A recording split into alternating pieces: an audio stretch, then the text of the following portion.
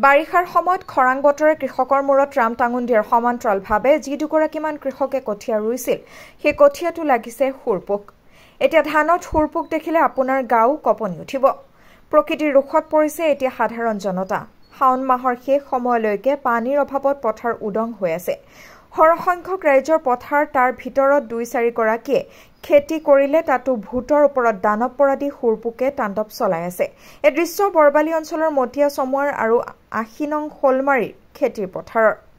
দেখিলেই নাক কোচ খাই যাব। এইসকল কৃষক ৰাইজে এতিয়া অসমৰ কৃষি বিভাগৰ পৰা ইয়াৰ নিৰামৰ উপায় বিচাৰি আছে।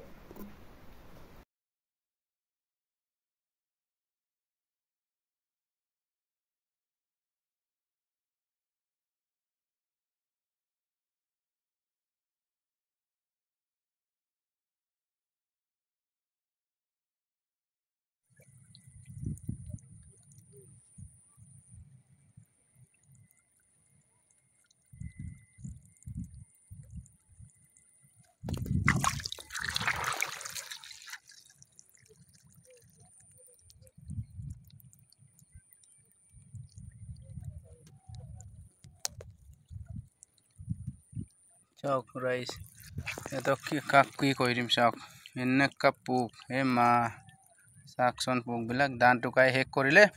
ধান কাই শেষ কৰাৰ পিছত এটা কাও পোৱা নাই, কেনেকা যুগলৈকে বগৰাই পৰিছে চাওকচোন।